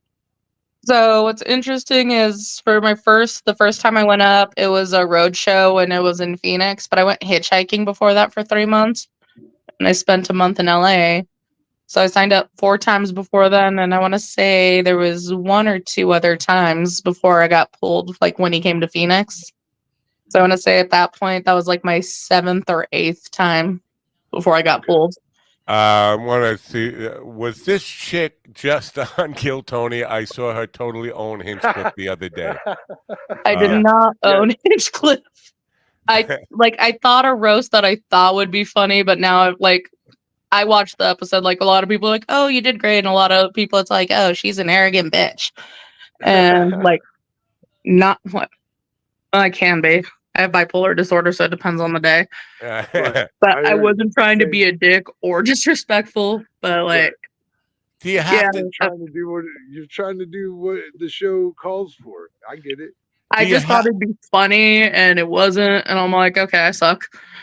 But I didn't like my interview, and I thought I did better for my 1 minute. Uh, I, I people say I'm overcritical of myself. He said he was offended. Now, how do you judge that in somebody else? I don't know. I gotta say, I feel like Tony Hinchcliffe is a very difficult person to actually offend. Right, that's And what I would, and especially in Like today's that's kind of culture. why I thought it was okay, because if you count the show, yeah, I Yeah, think he makes 20 fat jokes about me every time, or not right. 20, but he makes a lot, and I'm like, okay, yeah, I'm fine with that. And I mean, Just in the look at moment, I thought if I said this, it would be funny, and I'm like, right. the you can't people win them who all. the people who are most adamant about you have a right to be offended, but this is comedy, and just don't voice your offense because you don't have a right to just make other people offended because a joke offends you. Those Right. Yeah, people. Tony's one of the leaders in that movement of shut the fuck up. This is just comedy. So Right. for him to get offended would be really ironic, I think. Right. Uh, And I mean, if you've seen him and David Lucas go back and forth, dude, like David Lucas has lit him on fire many, many times. You right, know what I mean? So it's like, you that's know, fair. But David Lucas was already an established comedian. right. that's true. I I'm where mean, I'm at right now because Tony gave me opportunities and Yeah, yeah. Skankfest gave me opportunities.